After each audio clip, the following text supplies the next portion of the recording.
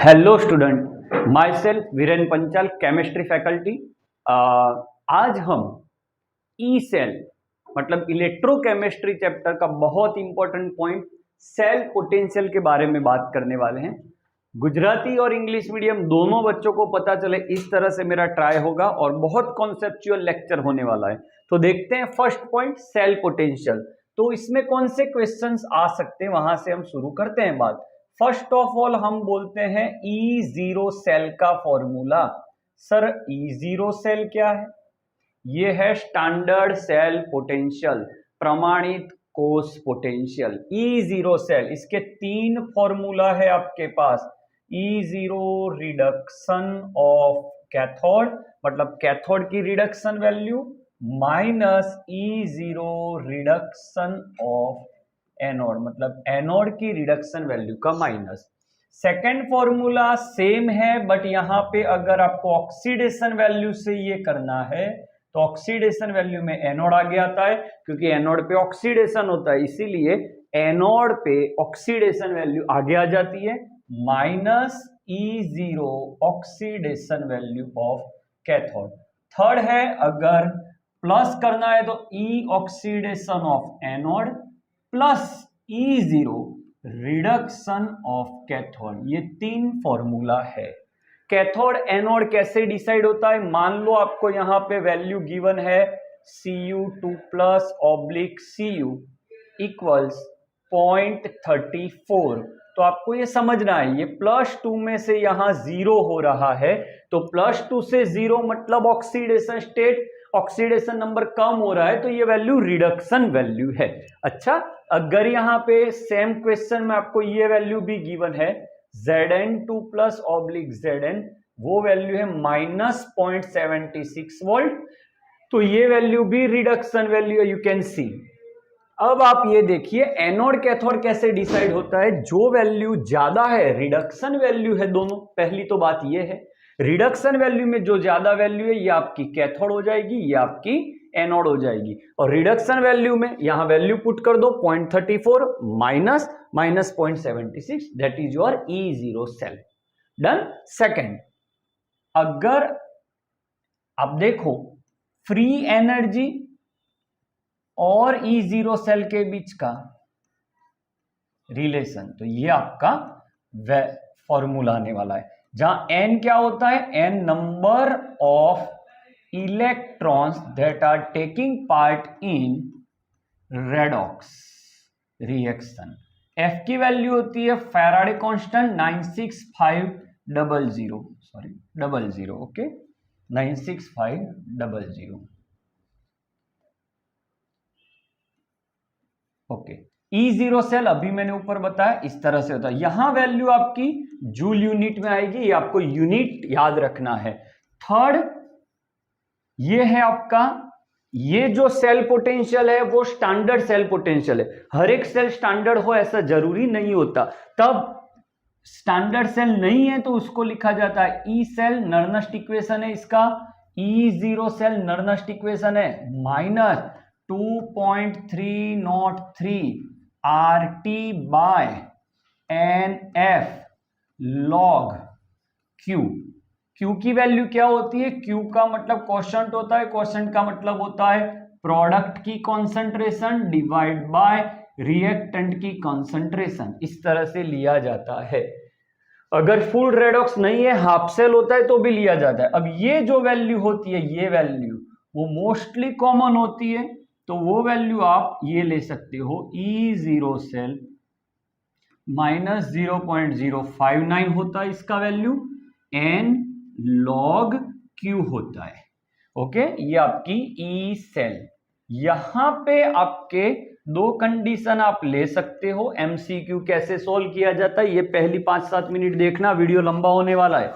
E cell अगर आपको बताया है इक्विलिब्रियम है, तो इक्विलिब्रियम पे आपको पता है E सेल मतलब इक्विलिब्रियम पे सेल बंद हो जाता है, तो E सेल आप 0 ले लीजिए। अगर इक्विलिब्रियम पहुंच गए हो तो आपकी Q, ये जो है Q क्वोशंट, वो हो जाती है आपकी इक्विलिब्रियम कांस्टेंट। तब ये फॉर्मूला क्या लिखोगे? तो अब ये हो जाएगा E सेल वैल्यू 0, तो ये हो जाएगा आपका E0 सेल इक्वल्स, ये यहां आ गया, minus minus cancel, 0.059 divide by n log Q। दूसरा पॉसिबल वे है वो है आपका कंसंट्रेशन सेल। अब कंसंट्रेशन सेल किसे बोला जाता है? ये आपका सॉल्ट ब्रिज होता है। सॉल्ट ब्रिज की लेफ्ट साइड एनोड होता है, ये आप एनोड ले लिया, और राइट साइड आपने कैथोड ले लिया। Okay, anode and cathode both are same but the concentrations are different. So with same electrode but different concentration, they are called concentration cell। concentration cell की E0 सेल, ये MCQ निकल रहे हैं आपके, E0 cell value इसकी 0 होती है। क्यों सर? क्योंकि E0 सेल क्या होता है? Cathode reduction value minus anode की रिडक्शन वैल्यू। अब दोनों सेम है तो सिंपल है, आंसर आपका 0 आने वाला है, क्योंकि आप माइनस करने वाले। तो ये दो कंडीशन याद रखिए। नेक्स्ट अच्छा वाला फॉर्मूला निकाल रहा हूं, ई यहां से पीएच से वैल्यू लिया जाता है। पीएच, हाफ सेल का पीएच हो जाता है 0.059 इंटू पीएच, यहां से आपकी वैल्यू निकल जाती है। तो ये पीएच वाले एग्जांपल, ये फॉर्मूला से आप निकाल सकते हो। अब बहुत इंपॉर्टेंट ट्रिक देने जा रहा हूं सर, क्यू कैसे लिया जाए। अगर ये सॉल्ट ब्रिज की दोनों साइड पॉजिटिव पॉजिटिव आयंस है तो क्यू वैल्यू डायरेक्ट, ऐसे तो मैंने लिखा है प्रोडक्ट बाय रिएक्टेंट, बट ये आपको मान लो कि आपको क्वेश्चन में रिएक्शन नहीं लिख पा रहे, तो क्या ट्रिक है देख लीजिए, एनोड डिवाइड बाय कैथोड हो जाएगा। ट्रिक याद रखना, अगर सॉल्ट ब्रिज की लेफ्ट साइड पॉजिटिव और नेक्स्ट राइट साइड नेगेटिव है तो यहां आपका Q एनोड इनटू कैथोड हो जाएगा। गुजकेट में सबसे ज्यादा ये क्वेश्चन आता है। अगर यहां आपकी नेगेटिव है और यहां पॉजिटिव है तो एनोड इनटू कैथोड तो होगा, but 1 divide by anode into cathode होगा। अगर दोनों साइड आपका नेगेटिव है तो कैथोड कंसंट्रेशन ऊपर, एनोड कंसंट्रेशन नीचे आ जाएगा। ओके, जो आगे को उसका जो कोएफिशिएंट होता है वो उसकी पावर बनता है, वो सब आपको पता है। ये बहुत इंपॉर्टेंट फॉर्मूलाज है जो मैंने पूरा ई सेल के बारे में आपको बता दिया। इसके रिलेटेड हम एमसीक्यू भी अभी करने जा रहे हैं, हाफ सेल के भी क्वेश्चंस हम करने वाले हैं। क्लियर? तो आप इसका स्क्रीनशॉट ले सकते हो और आगे देखते हैं कैसे कैसे अच्छे वाले 10 एमसीक्यू आज हम करने वाले हैं। Okay, let's start MCQs. First, Which of the following statement is true for Daniell cell? अच्छा, डेनियल सेल के बारे में क्या सही है? तो डेनियल सेल आपको पता है एनोड आपका जिंक होता है, कैथोड आपका, ये आपका एनोड हो गया, ये आपका कैथोड हो गया। ये आपका याद रखिए, एक ट्रिक मैं आपको दे रहा हूं, लॉन याद रखिए, लॉन एल का मतलब यहां होता है लेफ्ट, ओ का मतलब लेफ्ट साइड जो होता है डेनियल सेल में वो ऑक्सीडाइज होता है, उससे एनोड बोला जाता है और वो नेगेटिवली चार्ज होता है। तो इससे उल्टा ये कैथोड है, वो राइट साइड होता है। देखते रहना, बहुत अच्छी अच्छी ट्रिकें मिलने वाली है। कैथोड पे आपका रिडक्शन होता है, उससे कैथोड बोला जाता है और वो चार्ज ये होता है। इलेक्ट्रोकेमिकल सेल के क्वेश्चन में ये याद रखना कि इसकी डेल्टा G0 वैल्यू नेगेटिव होती है, क्योंकि इलेक्ट्रोकेमिकल सेल वो खुद इलेक्ट्रिसिटी प्रोड्यूस करती है, मतलब ये स्पॉन्टेनियस, मतलब गुजराती में बेटा स्वयंभू प्रक्रिया है। डेल्टा G उसकी लेस देन 0 होती है, K ग्रेटर देन 1 होता है। देखो, वीडियो स्टार्ट करने के बाद मुझे भी नहीं पता होता कि मैं कितना डीप जाने वाला हूं। आई विल ट्राई कि हर एक कॉन्सेप्ट को क्लियरली पढ़ा जाए। थोड़ा वीडियो लंबा हो सकता है, बट आपका कंटेंट, आई वांट कि आपका कंटेंट बहुत पावरफुल हो। ओके, ये दो याद रखना। चलो, डेनियल सेल में इलेक्ट्रॉन कहां से कहां जाते हैं बच्चों? तो इलेक्ट्रॉन एनोड से कैथोड जाते हैं। तो करंट फ्लो आपको पता है उल्टा लिया जाता है, कैथोड से एनोड लिया जाता है। जिंक का मास कम होता है, कॉपर का मास बढ़ता है। Mass of zinc, mass of copper. याद रखना, जितना जिंक का मास कम होगा उतना ही कॉपर का मास बढ़ेगा, ऐसा नहीं होता। क्योंकि यहां मास मतलब दोनों के एटॉमिक मास अलग है। अच्छा, मोल बता दिया तो आप सेम ले सकते हो। अच्छा, वापिस हम क्वेश्चन में चले जाए। हाँ, इसका E0 सेल वैल्यू आपको पता होगी, डेनियल सोल का 1.1 है। अगर आपने बाहर से कुछ दिया, ई सेल अगर एक्सटर्नल से कम है, मतलब एक्सटर्नल वोल्टेज आपने ज्यादा दे दिया, तो आपका सेल इलेक्ट्रोलिटिक सेल हो जाएगा और ये सब कुछ जो मैंने लिखा वो रिवर्स हो जाएगा। बट ये अगर ज्यादा रहा तो वो इलेक्ट्रोकेमिकल सेल रहेगा, और इक्वल हो गया तो वो इक्विलिब्रियम आ जाएगा। अच्छा, स्टेटमेंट कौन सा करेक्ट है? Electron flows from copper two zinc. क्या इलेक्ट्रॉन कॉपर टू जिंक जा रहे हैं? नहीं सर, ये तो जिंक टू कॉपर जा रहे हैं। Current flows from zinc to copper, तो नहीं, ये तो कॉपर से जिंक जा रहा है। Cations move toward copper electrode which is cathode, and cation moves toward zinc electrode, तो जिंक इलेक्ट्रोड पे जाएगा कैटायन। क्यों? क्योंकि जिंक इलेक्ट्रोड आपका नेगेटिव है। तो ये आपका आंसर। बहुत डिटेल में हम जा रहे हैं इसीलिए देर लग रही है। नेक्स्ट क्वेश्चन पढ़ा दिया, स्पॉन्टेनियस रिएक्शन के लिए क्या होता है? स्पॉन्टेनियस रिएक्शन के लिए डेल्टा जी नेगेटिव होता है, के वैल्यू बढ़ जाती है। डेल्टा जी का फॉर्मूला अभी मैंने पढ़ा है, -NFE0 सेल। अगर ये पॉजिटिव है तो ये नेगेटिव, और ये नेगेटिव है मतलब ये पॉजिटिव, तो ये वैल्यू पॉजिटिव होगी। चलो, बहुत important and easy, find the cell for this, find standard EMF. Standard EMF मतलब आपको E0 फाइंड करना है। चलो देखिए, आपको जो वैल्यू गिवन है वो कौन सी है? +2 से 0 मतलब रिडक्शन वैल्यू, +2 से 0 तो reduction value, both are reduction value. तो जिसकी रिडक्शन वैल्यू ज्यादा वो कैथोड, जिसकी वैल्यू कम वो एनोड। तो -0.14 कैथोड, -0.44। इजीली आप क्वेश्चन को आंसर कर सकते हो।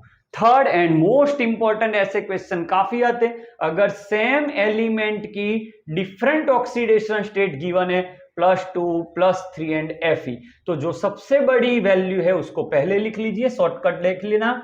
ऐसे क्वेश्चन बहुत आते हैं, Fe2+ एंड Fe। अब आप जानते हो एक फॉर्मूला आपको मैंने बताया है, डेल्टा G इक्वल्स -NFE0। ये फॉर्मूला का यहां यूज होगा। 3 से 2 मतलब कितना चेंज हुआ बच्चों? 3 से 2 मतलब 1 का चेंज हुआ, तो n इक्वल्स 1 ले लेंगे, F एज इट इज। 3 से 2 हो रहा है तो 3 से 2 उसकी वैल्यू हमें फाइंड करनी है, तो यहां E0 लगाएंगे जो फाइंड करना है। यहां देखिए 2 + 2 से 0 मतलब 2 का चेंज हो रहा है, यहां F हो रहा है। 2 से 0 की वैल्यू आपके पास है -440। अच्छा, यहां 3 से 0 मतलब 3 का चेंज हो रहा है, यहां आप F value as it is, F मतलब फैराडे, और 3 से 0 की वैल्यू आपके पास है -0.036। Now this equal this and this, FF cancel, minus minus plus, 3 × 0.036, यहां -E0, यहां माइनस माइनस प्लस, FF तो कैंसल है, 2 × 0.440। इसको आप सिंप्लीफाई कर लेना, आपको E0 वैल्यू मिल जाएगी। ये मेथड कब यूज करनी है? सेम एलिमेंट की डिफरेंट ऑक्सीडेशन स्टेट से। लाइक अगर आपको क्वेश्चन में कुछ ऐसा गिवन है, Cu2+ से Cu वैल्यू गिवन हो, Cu2+ से Cu+ वैल्यू गिवन हो, और आपसे पूछा हो Cu+ से Cu की वैल्यू क्या है, तो इसमें ये मेथड अप्लाई होगी। नेक्स्ट, अच्छा, find the equilibrium constant. First of all equilibrium constant find करना है, मतलब K फाइंड करना है, मतलब सेल बंद हो चुका है, ई सेल की वैल्यू 0 हो चुकी है। तो आप फॉर्मूला मैंने फर्स्ट स्लाइड में बताया था, E0 cell 0.059 by n log Kc। Now E0 cell कितना है? E0 cell yes, this is given, E0 cell is 1.10, so 1.10, 0.059। Sir n कैसे लिया जाता है? तो n की सिंपल ट्रिक बताऊं यहां पे, ये +2, 2 और 2 का LCM लसा ले लिए तो यहाँ 2 થઈ જાય, log के सी। 2 से मल्टीप्लाई करो, 1.10 into 2 divide by 0.059 equals log के। लॉग का बेस 10 होता है तो आपका आंसर आ जाएगा के इक्वल 10⁻²। इसको आप मल्टीप्लाई करो, 2.20 डिवाइड बाय 0.059। इसको आप सिंप्लीफाई करके आप आंसर निकाल लीजिएगा। Next question, E0 cell is given, find out E cell. चलो शॉर्टकट बढ़ाते हैं, E cell equals E0 minus 0.059 divide by n log Q। चलो ट्रिक यूज करते हैं, पहले E0 cell is given 1.10 minus 0.059। Sir n कैसे लिया जाता है? n आप LCM से ले लीजिए, यहां +2 यहां +2। देखिए जिंक में से जिंक +2 हो रहा है तो 2 का इंक्रीमेंट, यहां 2 का डिक्रीमेंट, तो आप ले सकते हो 2 इलेक्ट्रॉन इसमें पार्ट ले रहे हैं। सर ऐसा कुछ होता तो 2Ag प्लस से Ag, तो हम n 1 लेते? नहीं, क्योंकि यहाँ 2 टाइम Ag प्लस है तो +2 तो n 2 लेना है। लॉग सर Q कैसे लेते हैं? मैंने अभी ट्रिक बताई थी, Q लेने के लिए ट्रिक देख लो, और सिंपल भी है, product upon reactant, concentration of product मतलब Zn2 plus divide by Cu2 plus. चलो वैल्यू पुट करते हैं। 1 देखो कई बच्चों आपको पता होगी, आपने कहीं के क्लास में भी पढ़ा होगा, नॉर्मली आप नर्नस्ट इक्वेशन ऐसे देखा ही नहीं है कि इस तरह से नर्नस्ट इक्वेशन है। आप ऐसे ही समझो लॉग एनोड बाय कैथोड, ये गलत है। Q लेना होता है, Q इक्विलिब्रियम चैप्टर से मैंने निकाला है, मेरे घर का कोई Q लेके नहीं आया। अच्छा मैं आपको नर्नस्ट इक्वेशन, अब मैं डीप में जा रहा हूं, थोड़ी देर के बाद आपको दिखाता हूं नर्नस्ट इक्वेशन। आप अपनी टेक्स्ट बुक में देखोगे तो 1.5 पेज का पूरा क्वेश्चन है, मैं 3 स्टेप में आपको नर्नस्ट इक्वेशन डिराइव करके दिखाऊंगा। 0.059 डिवाइड बाई 2 लॉग, बच्चों Zn2 प्लस की कंसेंट्रेशन 1 डिवाइड बाय 0.1, इसको आप सिंप्लीफाई करना। अच्छा मैं नर्नस्ट की बात कर रहा था, देखिए नर्नस्ट में आपने पढ़ा होगा कि ये थर्मोडायनेमिक्स के कॉन्सेप्ट से डिराइव किया हुआ है, तो सही बात है, क्योंकि delta G equals delta G0 plus RT ln Q, ये सही वाला फॉर्मूला है। डेल्टा G का फॉर्मूला है -NF E सेल, इसका है -NF E0 cell plus RT ln Q। अच्छा माइनस से मल्टीप्लाई कर लो और NF को कॉमन निकाल लो, तो E इक्वल्स ये हो जाएगा आपका E0 माइनस कॉमन निकाला तो प्लस होगा माइनस RT, NF से डिवाइड किया ln Q, हो गया आपका नर्नस्ट। ओनली 2 स्टेप, अपनी टेक्स्ट बुक में आप देख लो, 1.5 पेज का सॉल्यूशन है इसका, और टेक्स्ट बुक में लिखा हुआ है कि इलेक्ट्रोकेमिस्ट्री का Nernst equation has been derived from thermodynamics, but we are not using it, so it's our mistake. So go through concept, इसीलिए ये चैनल हमने शुरू किया, यहाँ पे ये सीरीज भी मैं लेके आया हूं, टाइम कम ले रहा है और हमें काफी कुछ बताना है। नेक्स्ट, ओके, आपके पास ये एक डैनियल सेल है, उसकी कंसंट्रेशन बार बार चेंज की गई है।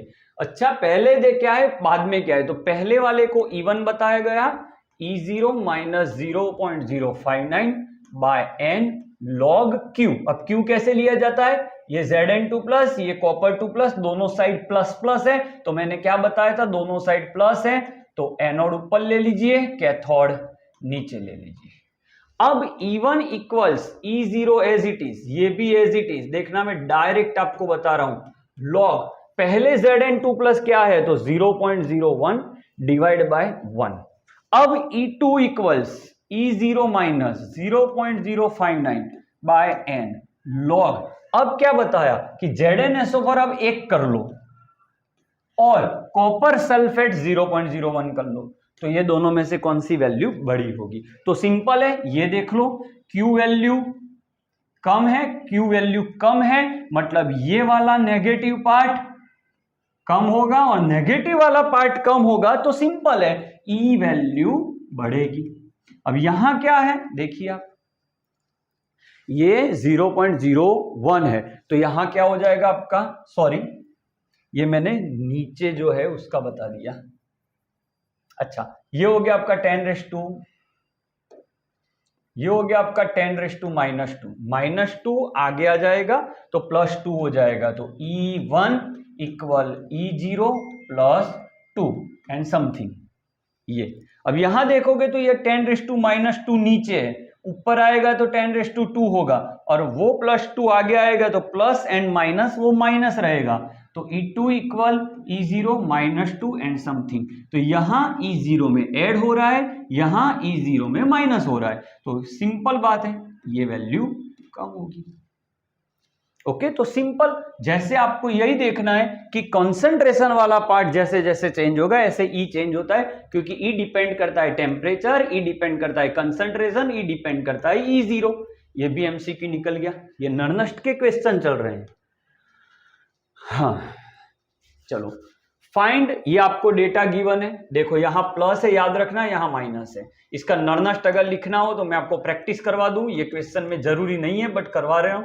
Log left side plus right side minus, तो आप इसको डायरेक्ट मल्टीप्लाई कर लो, m plus x minus, oxidation state same है तो इसको कोई पावर देना नहीं है। अगर ऐसा होता आपके पास mg2 plus /Cl minus Cl2 Pt, अगर इसका नरनस्ट लिखना है तो E equal E0 minus 0.059 divide by n log, यहां प्लस है और यहां माइनस है, प्लस और माइनस है तो मल्टीप्लाई में होगा, बट यहां एक मिस्टेक मत करना, यहां स्क्वायर आएगा। क्यों स्क्वायर आएगा? क्योंकि इसकी वैलेंसी +2 है, यहां -1 है, तो बैलेंस करने के लिए वहां 2 आता है। ये क्वेश्चन गुजकट में 3 बार आ चुका है। वापिस, for this data is given +1 से 0 रिडक्शन वैल्यू, 0 से -1 रिडक्शन वैल्यू, इसकी रिडक्शन वैल्यू ज्यादा है तो ये कैथोड है, ये एनोड है। अगर M प्लस कैथोड है तो उसकी रिएक्शन कुछ ऐसी होगी, M+ से M, और ये हो जाएगा X- से X। अच्छा, ये रिएक्शन होगा। सो M + X gives M + X is a spontaneous reaction? नहीं, ये नहीं हो सकता। M + X- gives M + X spontaneous reaction? Yes, देखो मैंने लिखा है तो ये बात सही है। ओके, तो बहुत सिंपल, ई सेल निकालिए तो E cell equal cathode minus anode, तो कैथोड माइनस एनोड करोगे तो 0.44 माइनस 0.13 कितना आएगा? 0.11 आएगा, और यहां पे लिखा है 0.77 माइनस पॉइंट, तो ये भी गलत है। तो वैल्यू पर से कैसे क्वेश्चंस निकाले जाते हैं ये आपके सामने है। अच्छा, ये वाला बहुत इंपॉर्टेंट पॉइंट है। यहां आप देखो, आपके पास, यहां आप देखोगे तो आपके पास HCl है, और यहां आप देखोगे तो एसिटिक एसिड है। अब कॉन्सेंट्रेशन दोनों की सेम है, तो अगर मैं इसका नरनस्ट लिखूं तो E equal E0 minus 0.059 divide by n log, अब ऊपर यहां H+ है तो यहां H+ फ्रॉम HCl आएगा, और नीचे H+ फ्रॉम एसिटिक एसिड आएगा। अच्छा, ये है। दोनों में प्रेशर आपका देख लीजिए 1 एटमॉस्फेयर 1 एटमॉस्फेयर है, दोनों की कॉन्सेंट्रेशन सेम है, तो ये वैल्यू 0.1, ये वैल्यू 0.1, ये कैंसिल कर लोगे तो log 1 हो जाएगा, log 1 हो जाएगा तो log 1 की वैल्यू 0 है, तो E इक्वल E0 हो जाएगा। आप ऐसा सोचोगे, बट इसका आंसर ऐसा नहीं है। बहुत ट्रिकी क्वेश्चन है। सर फर्क क्या है? ये जो HCl है वो आप जानते हो ये स्ट्रॉन्ग एसिड है, स्ट्रॉन्ग है मतलब इसका 100% आयोनाइजेशन होता है, मतलब यहां जो कॉन्सेंट्रेशन आपको गिवन है वो सीधा आप ले सकते हो।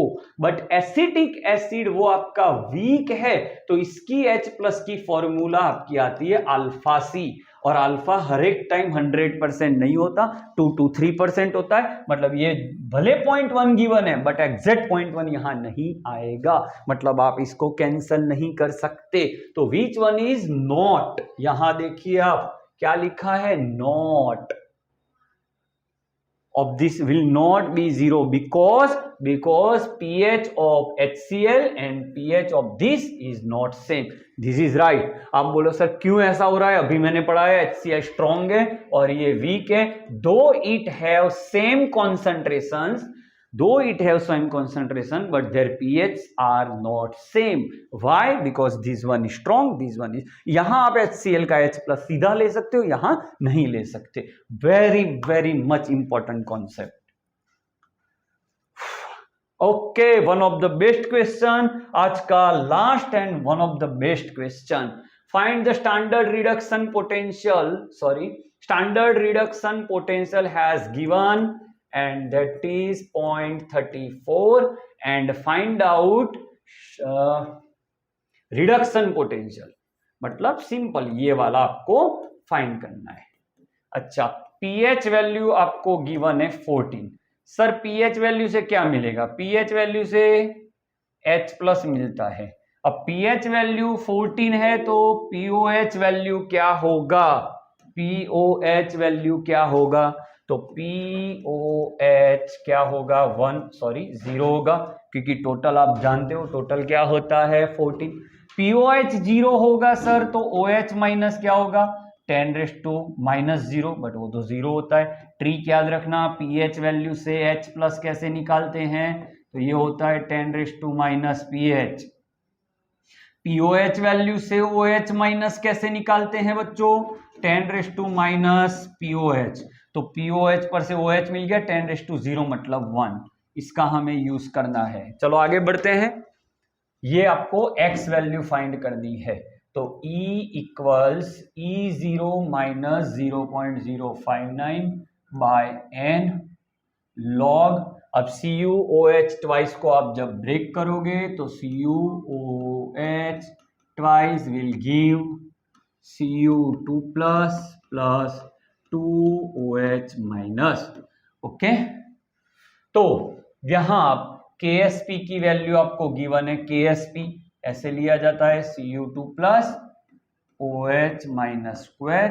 KSP वैल्यू यहां है, आप देख लीजिए, ये रही. इसकी वैल्यू आपकी 10⁻⁻20 है.